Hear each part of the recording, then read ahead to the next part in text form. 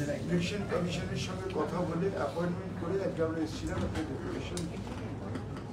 মূলত আমরা যেটা দেখতে পাচ্ছি যে আজকে ইলেকশন কমিশনে গাফিলতির জন্য প্রচুর মানুষের জীবন যাচ্ছে। প্রথমত এখন পর্যন্ত 34 জন মানুষ তারা আত্মহত্যা করেছে শুধুমাত্র ইলেকশন কমিশনের গাফিলতির জন্য। ভুলে ভরা তাদের ওয়েবসাইট, এই ভুলে ভরা ওয়েবসাইটে দেখে মানুষ বিভ্রান্ত হচ্ছে এবং তারা অনেকেই আত্মহত্যা করছে। এর সম্পূর্ণ দায় এবং দায়িত্ব ইলেকশন কমিশনকে নিতে হবে। আমরা যেটা দেখলাম যে ভিত্তি করা হয়েছে 2002 সালকে, সেই 2002 সালের যে ভোটার লিস্ট, যেখানে আমরা পুরনো ভোটার লিস্ট খুঁজে পাচ্ছি, প্রত্যেকটা বুথে ইচ্ছাকৃতভাবে, আমি রিপিট করছি, কোনো রাজনৈতিক দলের কথায় নির্বাচন কমিশন ইচ্ছাকৃতভাবে প্রত্যেক বুথে 150 থেকে 200 নামকে বাদ দেওয়া হয়েছে, যে নাম খুঁজে পাওয়া যাচ্ছে না। কিন্তু হার্ড কপি যখন আমরা খুঁজে বার করছি 2002-এ পুরনো ভোটার লিস্ট, তাতে কিন্তু রয়েছে। প্রতিটা বুথে ইলেকশন কমিশন এবং একটি রাজনৈতিক দলের তাদের কথা হয়েছে যে 2 কোটি মানুষের নাম তারা বাদ দেবে, তারা রাস্তায় বলে বেড়াচ্ছে এবং তাদের হয়ে ইলেকশন কমিশন এই কাজ করছে। আপনি যদি দেখেন যে প্রত্যেক জায়গায় ওয়েবসাইটে ভোটার যে আইডি কার্ড, পুরনো যে ভোটার আইডি কার্ড 2002-এর নাম্বার ভুল, ইচ্ছাকৃতভাবে নাম্বার ভুল করা হয়েছে। তার কারণ তিনি যখন ফর্ম ফিল আপ করবেন তখন সেটা অ্যাপস নেবে না, অথবা একটা বাদ যাবে। তৃতীয়ত প্রত্যেক জায়গায় প্রত্যেকের ছবিকে ভুল করে বসিয়ে দেওয়া হয়েছে। ছবি ভুল, একজন ভদ্রমহিলার নাম, তার পাশে তার বাবার নাম রয়েছে, রিলেশনশিপে দেখানো হচ্ছে হাজবেন্ড, রয়েছে হাজবেন্ডের নাম, রিলেশনশিপে দেখানো হচ্ছে ফাদার। ভুলে ভরা একটা পুরো ওয়েবসাইট 2002-এর দ্বারা এখানে মানুষের কাছে পেশ করেছে। যে কাজটা 2 বছরে শুধু একটি রাজনৈতিক দলকে তাদের কথায়, তাদের খুশি করার জন্য, তাদের জন্য লড়াই করার জন্য আজকে 2 বছরের কাজটা মাত্র 2 বছরে ইলেকশন কমিশন করছে। আমরা বলেছি আপনারা একটা নির্ভুল ওয়েবসাইট দিন, যেটা দেখে মানুষ কাজ করতে পারে, আপনার বিএলওরা পর্যন্ত কাজ করতে পারে। আজকে এই নিয়ে 3 জন বিএলও আত্মহত্যা করলেন। আজকেও চাপড়াতে একজন বিএলও আত্মহত্যা করেছেন এবং তিনি তার সুইসাইড নোটে লিখে গেছেন যে আমার মৃত্যুর জন্য দায়ী নির্বাচন কমিশন। এই দায় এবং দায়িত্ব নির্বাচন কমিশনকে নিতে হবে। আজকে সমস্ত মানুষের রাতের ঘুম কেড়ে নিয়েছে ইলেকশন কমিশন একটি রাজনৈতিক দলের কথা। এসআইআর এর নাম করে আজকে মানুষকে বিভ্রান্ত করছে এই নির্বাচন কমিশন। তার বিরুদ্ধে আজকে আমরা প্রতিবাদ করতে এসেছিলাম। আমরা সর্বভারতীয় তৃণমূল কংগ্রেসের তরফ থেকে আজকে আমরা একটা ডেপুটেশন জমা দিয়েছি। আমি মাননীয় মন্ত্রী এবং আমার দলের নেত্রী চন্দ্রিমা ভট্টাচার্যকে বলবো এই ডেপুটেশনটা একটু আপনাদের কাছে করে দেওয়ার জন্য। আমরা এটা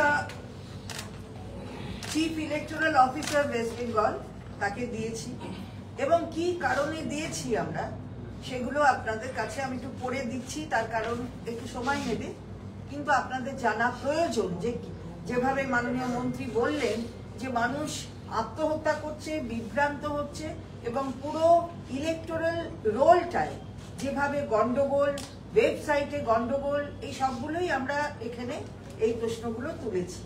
প্রথমেই যেটা ফার্স্ট পয়েন্ট যেটা আমরা বলেছি, state wide BLO act mapping failure, risk of mass disenfranchisement. As communicated yesterday, BLOs across multiple districts, especially South 24 Parganas, continue to face widespread systematic mapping failures in the BLO Act.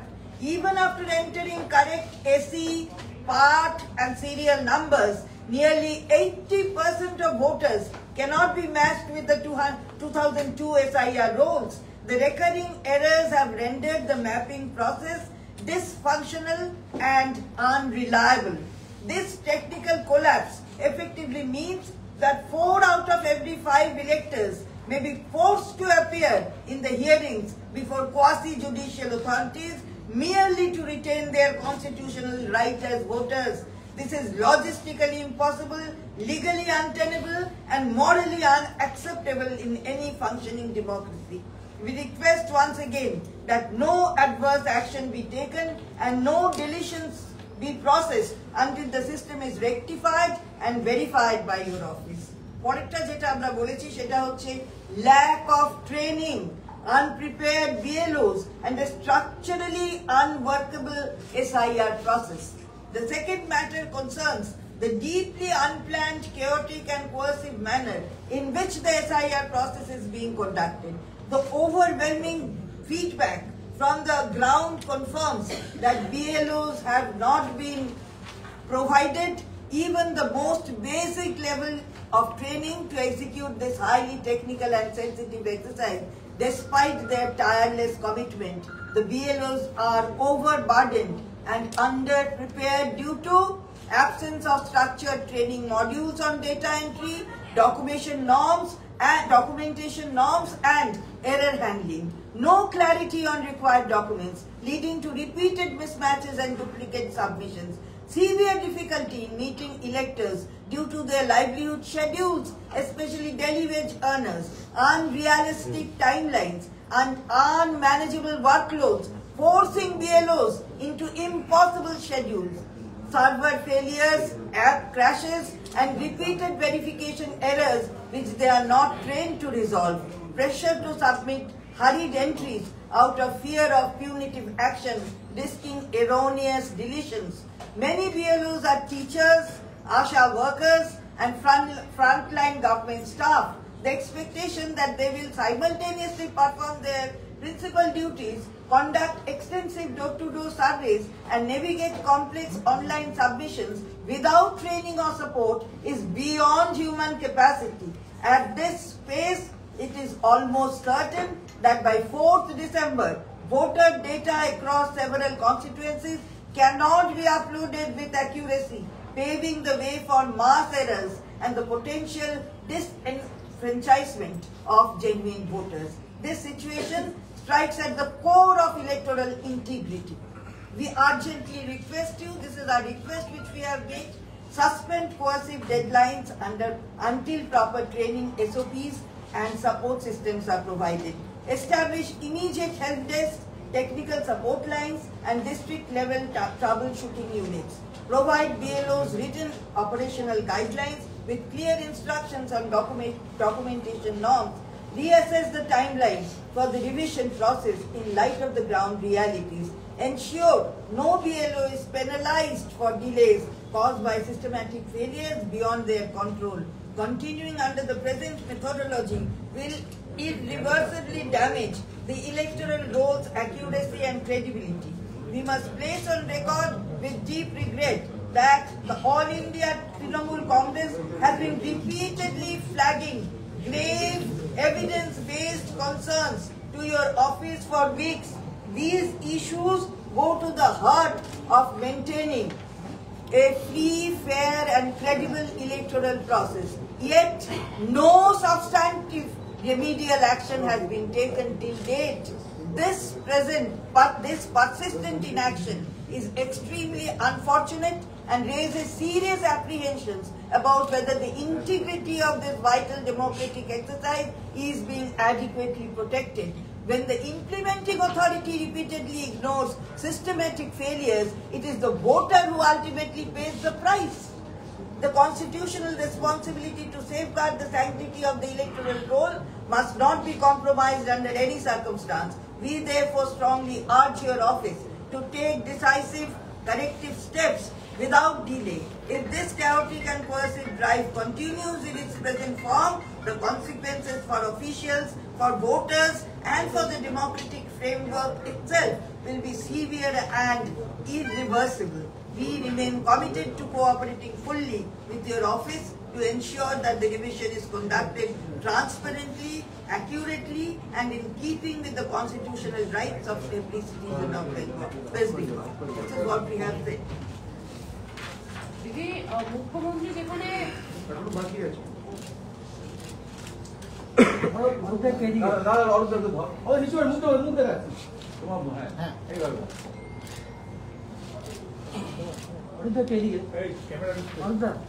Receive কপিটাও দেখি।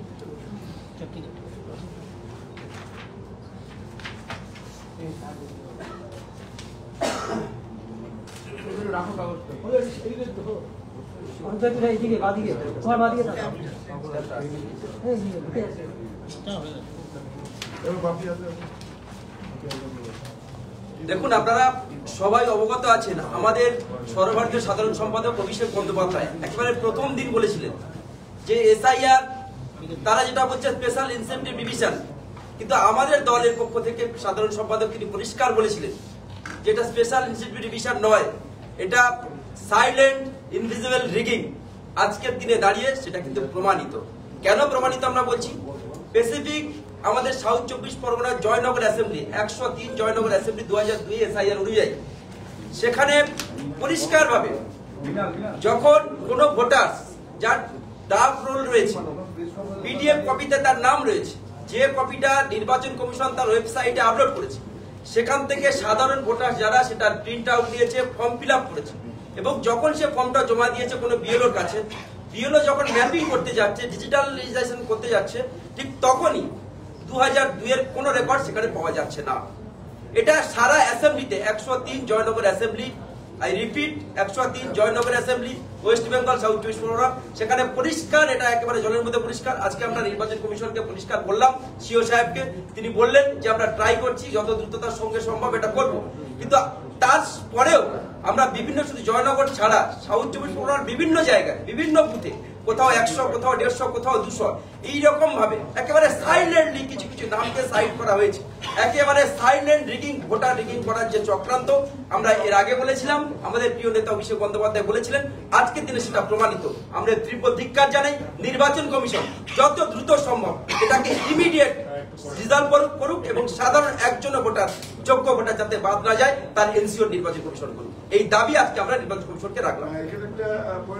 এবং আরেকটা দাদা, আজকে 22 তারিখ পর্যন্ত ওয়েবসাইটে কি করে, তাহলে আর 9 দিনে মানুষ কি করে এই কাজটা করবে? এবং আরেকটি ছোট্ট বিষয়, দাদা যেটা বললেন, আরেকটি ছোট্ট বিষয়, হয়তো নির্বাচন কমিশনের কাছে ছোট বিষয় তিনি বললেন, আপনারা সবাই জানেন একটা এসওপি পাস করা হয়েছে নির্বাচন কমিশন ইসিআইয়ের পক্ষ থেকে, সেখানে পরিষ্কার বলা হয়েছে 2002 এর কে বেস লাইন করে এসআইআরটা হচ্ছে। কিন্তু আপনারা সবাই ইতিমধ্যে অবগত হয়েছেন, আমাদের প্রিয় সাধারণ সম্পাদক অভিষেক বন্দ্যোপাধ্যায় তিনি প্রেস কনফারেন্স করে বলেছিলেন যে কুলপি অ্যাসেম্বলির ক্ষেত্রে সাউথ 24 পরগনা সেখানে 2002 এর ভোটার লিস্ট আপলোড করতে পারেনি নির্বাচন কমিশন। আজকের দিনে দাঁড়িয়ে কোন নোটিফিকেশন নির্বাচন কমিশনের পক্ষ থেকে করা হয়নি যে 2003 এর ভোটার লিস্টটাকে দিয়ে এসআইআরটাকে কমপ্লিট করছে। তা এখনো পর্যন্ত কোন নোটিফিকেশন, কোন অর্ডার, কোন এসিপিতে নির্বাচন কমিশন বলতে পারেনি। তাহলে কুলপি অ্যাসেম্বলির মানুষ কোন ভোটার লিস্টটাকে গ্রান্ট করে তারা এগিয়ে যাবে, এর সদুত্তর নির্বাচন কমিশন আজকে পর্যন্ত তারা আমাদের কাছে দিতে পারেনি। আমরা এটারও যত দ্রুত সম্ভব সদুত্তর চাইছি এবং কুলপি অ্যাসেম্বলির মানুষ যাতে করে একজনের যোগ্য ভোটার বাদ না যায় সেটাকে এনসিওর করার জন্য বললাম। সাথে সাথে আপনারা জানেন যে আমাদের দক্ষিণ 24 পরগনার প্রত্যন্ত যে সমস্ত এরিয়াগুলি রয়েছে, গঙ্গাসাগরের ঘোড়ামারা দ্বীপ, সেখানে মানুষ আজও পর্যন্ত, আপনারা এখানে যদি পরিসংখ্যান দিই, মাত্র 10% মানুষ তারা ডিজিটালাইজেশন করতে পেরেছে। আজকে 22 তারিখ, আর মাত্র কয়েকটা দিন সময় রয়েছে, যেখানে ওয়াইফাই নেই, নেটওয়ার্কের কোনো ব্যবস্থা নেই। তার জন্য নির্বাচন কমিশন কি ব্যবস্থা নিয়েছে তার উত্তর তিনি দিতে পারেননি। আমরা এর উত্তর চাই, যত দ্রুত সম্ভব এর নিরসন। এখানে আরেকটা বক্তব্য হচ্ছে, সারা পশ্চিমবাংলায় বৃদ্ধি করা হচ্ছে, সেটা হচ্ছে 2000, কুলপির ক্ষেত্রে কেন 2003? এটা একটা বিশাল প্রশ্ন, এর মধ্যে কি ষড়যন্ত্র আছে সেটাও আমরা জানতে চাই। একদিকে বলছে ডেটা এন্ট্রি অপারেটর দেয়নি, এক এক করে আমাদের মাননীয় মন্ত্রী অরূপ বিশ্বাস বিস্তারিতভাবে বলেছেন, মাননীয় মন্ত্রী চন্দ্রিমা ভট্টাচার্য বলেছেন, লোকসভার সাংসদ বাপি হালদার বলেছেন, আমি তাদের কথারই পদাঙ্ক অনুসরণ করে আমাদের সর্বভারতীয় সাধারণ সম্পাদক সাংসদ অভিষেক বন্দ্যোপাধ্যায় যেটা প্রথম দিন বলেছিলেন, আজকে বাংলার মানুষ তার বাস্তব চিত্র সারা পশ্চিমবাংলার সমস্ত বুথে ভোটার লিস্টে আপনি দেখবেন 100 থেকে 150 নাম খুঁজে পাওয়া যাচ্ছে। এবার 80,000 বুথে যদি 100 নাম বাদ যায় আপনি বলুন তো তার সংখ্যাটা কত হয়? বুঝতে পারছেন চক্রান্তটা কোথা থেকে শুরু হয়েছে? যে কথাটা প্রথম দিন আমাদের সর্বভারতীয় সাধারণ সম্পাদক অভিষেক বন্দ্যোপাধ্যায় বলেছেন, অন্যান্য রাজ্যে যেরকম ভাবে ওরা করেছে এই রাজ্যেও সেটা করতে চাইছে, কিন্তু মমতা ব্যানার্জির নেতৃত্বে ৮০,০০০ বুথে অভিষেক বন্দ্যোপাধ্যায়ের যে মনিটরিং, সেই মনিটরিং এর মাধ্যমে আমরা ৮০,০০০ বুথেই সজাগ আছি। তার জন্য আমরা আইডেন্টিফাই করতে পারছি কোন কোন নামগুলোকে ইন্টেনশনালি বাদ দেওয়া হচ্ছে। আমরা শুধু এটাই বললাম, কোনো অবস্থাতে এই নাম আপনারা বাদ দিতে পারবেন না। তার জন্য লড়াইটা যত দূর অব্দি নিয়ে যেতে হয় আমরা তত দূর অব্দি নিয়ে যাব। আর মাননীয় মনোজ আগরওয়াল সাহেবকে আমরা একটাই কথা বলে গেলাম যে আপনার ঘর থেকে বেরোনোর পরে বিজেপির নেতারা এত সংখ্যা বলছে কি করে? তাহলে সংখ্যাটা কি আপনি বলে দিচ্ছেন?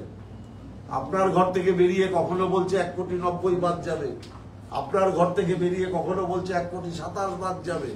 এই সংখ্যাটা ওরা জানছে কোথা থেকে? সংখ্যাটা কি আপনি সাপ্লাই করছেন না ওরা ওদের মন গড়া করে বলছে? কারণ ভারতবর্ষের ইতিহাসের যতগুলো গণতান্ত্রিক প্ল্যাটফর্ম ছিল, 2014 সালে এক ভদ্রলোক প্রধানমন্ত্রী হওয়ার পর সমস্ত গণতান্ত্রিক প্ল্যাটফর্মগুলোকে একটার পর একটা ধূলিসাৎ করে দেওয়া হয়েছে। শেষ আশার আলো ছিল নির্বাচন কমিশন। এই 2024-এর পর থেকে দেখছি এই গণতান্ত্রিক প্ল্যাটফর্মকেও কবজা করবার জন্য ষড়যন্ত্র সারা ভারতবর্ষে শুরু হয়ে গেছে। স্বাধীনতা আন্দোলন ও প্রতিবাদ বাংলা থেকে শুরু হয়েছিল। এই হিটলারের স্বৈরতন্ত্রের বিরুদ্ধে প্রতিবাদটা 2026 সালে মমতা ব্যানার্জি, অভিষেক ব্যানার্জির নেতৃত্বে এই বাংলা থেকেই হবে। এটা আপনারা নিশ্চিন্ত থাকতে পারেন। বাংলার মানুষকেও আমরা আশ্বস্ত করছি শেষ দিন অবধি এই লড়াই জারি থাকবে। বলছি একদিকে কমিশন, আমরা সর্বভারতীয় তৃণমূল কংগ্রেসের পক্ষ থেকে আমরা 7খানা লিখিতভাবে লেটার আমরা ইমেল করেছি, আমরা হার্ড কপিতে জমা দিয়ে রিসিভ করেছি। টিল ডেট আমরা কবে কবে দিয়েছি? আমরা প্রথম লেটার দিয়েছি 30শে অক্টোবর। পরে আমরা একটা চিঠি আমাদের দলের তরফ থেকে এসেছে 2রা নভেম্বর। পরে একটা চিঠি আমরা পাঠিয়েছি 5 নভেম্বর। তারপরে আমরা একটা চিঠি পাঠিয়েছি 6 নভেম্বর। তারপরে 14ই নভেম্বর এবং লাস্ট চিঠি পাঠিয়েছি আমরা 20 নভেম্বর। টিল ডেট আমি কেন বলছি যে ইলেকশন কমিশন নিরপেক্ষ নয়? আমাদের লেটারের একটা অ্যাকনলেজমেন্ট তো দূরের কথা, কোনো রকম অ্যাকশন এই ইলেকশন কমিশন নেয়নি এবং কোনো সদুত্তর দিতে পারেনি। তাই আমরা বলছি যে এই ইলেকশন কমিশন নিরপেক্ষ নয়। আমরা বারবার যে দাবি করছি, এরা কোনো রাজনৈতিক দলের হয়ে, কোনো রাজনৈতিক দলের বি টিম হয়ে তারা কাজ করছে এবং আমরা পরিষ্কার বলছি এই ইলেকশন কমিশন বিজেপির বি টিম হয়েই কাজ করছে। একদিকে কমিশন বলছে যে রাজ্য ডেটা এন্ট্রি অপারেটর দেয়নি, অন্যদিকে কন্ট্রাকচুয়াল ডেটা এন্ট্রি অপারেটরও নেওয়া যাবে না এমনটাই সতর্ক করেছে। কি বলবো, কিভাবে সম্ভব? দেখুন, ইলেকশন কমিশন অর্ধ সত্য কথা বলছে। আজকে এতগুলো 80,000, 85,000, 86,000 বুথে আজকে যে বিএলও বলুন, তাহলে সবই রাজ্য সরকারের অধিকাংশ কর্মচারী। আজকে সবটাই তো রাজ্য সরকার করেছেন। ইলেকশন কমিশন যদি চান তাদের লোককে দিয়ে তাদের কাজ করাতে, তাদের যে একটা টার্গেট রয়েছে, যেগুলো পার্থভৌমিক বললেন, আমরা ইলেকশন কমিশনকে বলেও এলাম আজকে সিওকে, যে আপনার ঘর থেকে তো ঠিক হয়েছে 1,90,00,000 মানুষের নাম বাদ দেওয়া হবে। উনি বলছেন যে আমি জিজ্ঞেস করলাম আপনি কি শুনেছেন? বলছে আমিও শুনেছি। টার্গেট ফিক্সড করে দেওয়া হয়েছে, যাতে ডাটা এন্ট্রি অপারেটর কি করবে, এটা টার্গেট ফিক্সড। না এক সেকেন্ড ডাটা এন্ট্রি অপারেটর পাওয়া যাচ্ছে না, এটা তো ওনাদের আগেই বোঝা উচিত ছিল যে 2 বছরের কাজটা 2 মাসে করা সম্ভব না। এটাই তো মমতা ব্যানার্জি বলেছে যে তুমি টাইম দিয়ে করো। 2 বছরের কাজ 2 মাস, তার মানে একটা কাজ 2 বছর করতে যত লোক লাগে 2 মাস করতে গেলে তার 20 গুণ লোক লাগে। এই বুদ্ধিটা যদি একটা সাধারণ মানুষের থাকে, এই বুদ্ধিটা নির্বাচন কমিশনারদের নেই। শুভেন্দু অধিকারী বিষয়টাকে স্বাগত জানিয়েছে, এই যে কন্ট্রাকচুয়াল যে ডেটা এন্ট্রি নেওয়া যাবে না। কে কি স্বাগত জানিয়েছে আমরা আমাদের দলের কথা নিয়ে বলছি। অনেকে তো জ্যোতিষীও আছে, তারা তো আগে থেকেই বলে দিচ্ছেন কত ভোটার বাদ যাবে। এটা পশ্চিমবাংলা, একটা ভোটারের নাম বাদ গেলে তৃণমূল কংগ্রেস, সর্বভারতীয় তৃণমূল কংগ্রেস মমতা ব্যানার্জির নেতৃত্বে, অভিষেক ব্যানার্জির সভাপতিত্বে জীবন দিয়ে লড়াই করবে। একজন ভোটারের মায়ের বয়স হচ্ছে 65, ছেলের বয়স 76, এরকমই তিনি পোস্ট করেছেন এবং বলছেন যে এখানেই নাকি ভুয়ো ভোটার কিভাবে চিহ্নিত হচ্ছে। কিন্তু ইলেকশন কমিশনকে জিজ্ঞেস করুক না, তাদের যে বড় ভাই যারা তাদের দায়িত্ব নিয়েছেন তাদের জিজ্ঞেস করুন কি করে এটা প্রিন্ট করছেন তারা। একজনের ছবির পাশে আর একজনের ছবি, তার হাজবেন্ডের রিলেশনশিপে হয়ে যাচ্ছে বাবা, বাবার জায়গায় হাজবেন্ড, নাম্বার তো ইলেকশন কমিশন ইচ্ছাকৃতভাবে ছবি, ট্রাক্টরের ছবি, এগুলো তো আইওয়াস লোককে দেখানো।